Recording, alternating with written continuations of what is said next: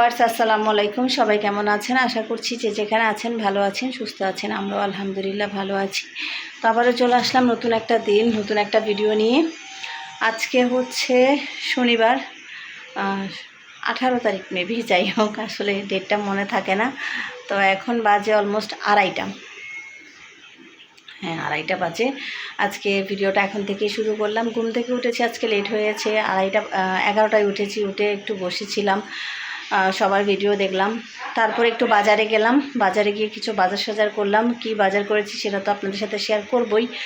তো যাই হোক, তো আজকে আসলে প্রতিদিন ভিডিও করতে না পারলে এখন কেমন যেন একটা অস্থিরতা কাজ করে। যদিও আমার শিডিউল করা অনেকগুলো ভিডিও আছে, কিন্তু তারপরেও ভালো লাগে না।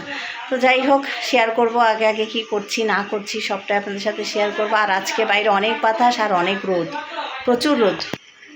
তো যাই হোক, এখন নামাজ পড়ে উঠলাম, কোরআন তেলাওয়াত করলাম, করে শেষ করলাম। এখন যাব কিচেনে, আজকে রান্না করতে হবে। আজকে রান্নাও কিছু নাই, অলরেডি ভাত বসিয়ে দিয়েছি।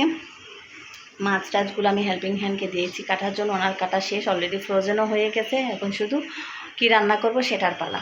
আর বাজার কি এনেছি সেটাও আপনাদের দেখানোর পালা।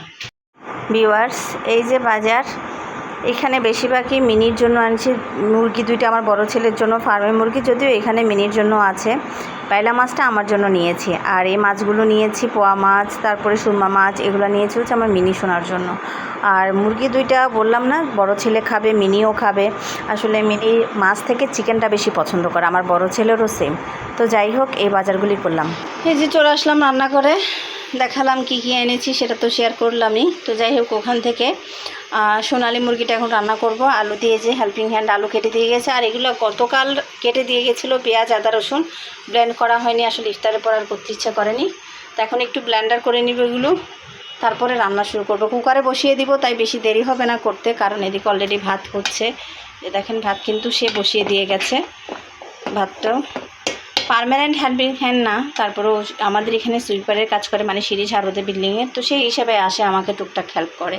আর আজকে যেহেতু বাজার এনেছি, সো আজকে তো একটু হেল্প করবেই। তো আগে এগুলো ব্লেন্ড করে নিই, তারপর রান্নাটা আপনার সাথে শেয়ার করবো। তো ভিউয়ার্স, চলে আসলাম রাতের বেলা।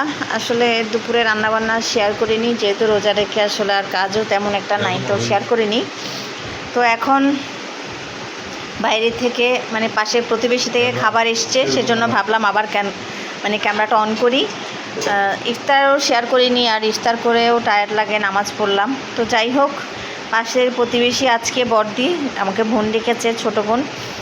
আসলে আমাদের ধর্ম আলাদা, কিন্তু মনটা এত মিল। উনি আমার সুখের চেয়ে দুঃখে বেশি আমার পাশে থাকে। যাই হোক, যত বলবো তত কম হবে, এরকম প্রতিবেশী পাওয়াটা ভাগ্যের ব্যাপার। তো আজকে হয়তো ওনাদের গতকাল রথযাত্রা ছিল, আজকে পুজো দিয়েছে। তো দিদিভাই জানে যে আমি ওনাদের খিচুড়িটা খেতে পছন্দ করি, আমার বাচ্চারাও ওনার সব রান্না পছন্দ করে। তো যাই হোক, এই যে এসে খিচুড়ি দিয়ে গেল। এদিকে পেঁয়াজু, ওনার পেঁয়াজুটা আমার বাচ্চারা খুব পছন্দ করে। আর এদিকে হচ্ছে ভাজা।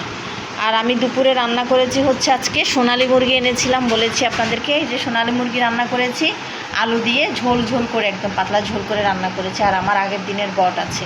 তো যাই হোক, এই হচ্ছে আমাদের রাতের খাবার। আমি রাতে খাই না, কিন্তু আজকে যেহেতু বড়দি দিয়েছে, আবার আগামীকাল রোজা আছে আমার, সো আমি রাত 12টার পরে খাবো। আর ছেলেরাও একটু দেরি করে খাবে, আজকে ছেলেরা ভারী খাবার খেয়েছে, তো যার কারণে ছেলেরাও একটু দেরি করে খাবে। তো যাই হোক, আমার আজকের ভিডিওটা আমি এখানেই শেষ করছি।